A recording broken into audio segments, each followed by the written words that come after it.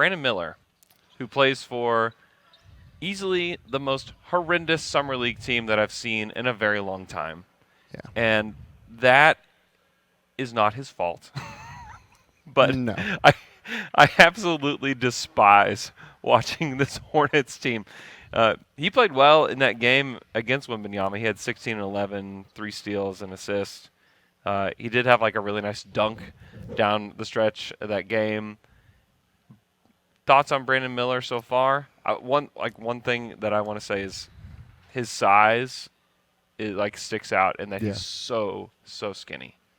He is very skinny. He doesn't have a lot of lower body strength. Yeah. I feel like right now that's the biggest thing that stands out to me. Yep. In 2 games in Las Vegas so far, he's shooting 27% from the field and 17% from 3. Those are not ideal. Great numbers.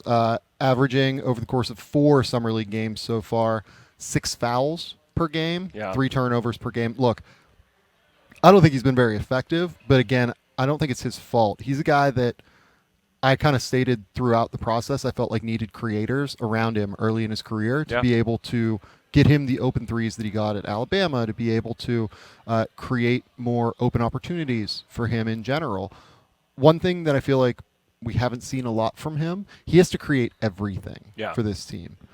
One thing I feel like we haven't seen a lot from him is cutting and playmaking off the ball, and that's something that I felt like he didn't do a lot of at Alabama either. Yep.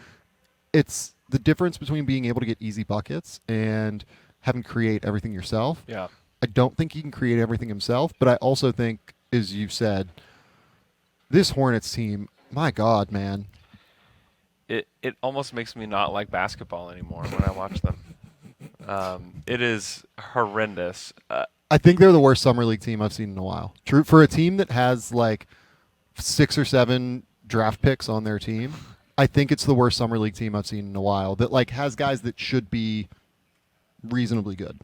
Yeah, guys that were picked high in the draft. But when I watch this team, I think Brandon and I kind of like Bryce McGowan's. No, 100%. You know, of like the guys that are on the team, like who's an NBA player, those 2 might be my like 2 top. Yep. Because I think Bryce can play. I also ran into Bryce's aunt here on the concourse because she's wearing a Bryce McGowan's jersey. She's actually in a video that we did.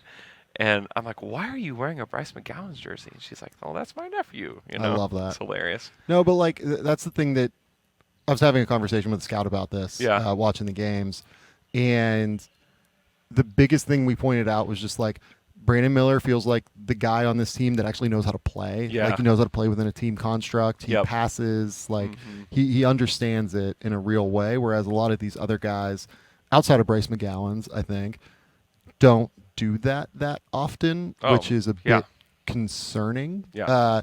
Like to me, if I was a Hornets fan, I wouldn't be that concerned about Brandon Miller. I'd be more concerned about the fact that guys like James Bouknight, Kai Jones, Nick Smith don't really look like real NBA guys yet. Yeah, no, they don't.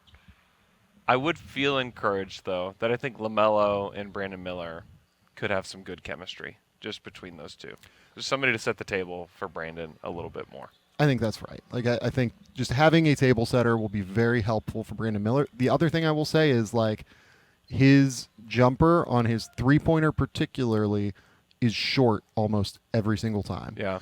And that, I think, comes back to the leg strength issue. Yep. He needs to get stronger through his lower half in order to, I think, get the drive upward and get that kind of momentum that he needs to be able to consistently knock down threes. Yep. It'll come in time. Yep. But I wouldn't be surprised if his early season doesn't look great.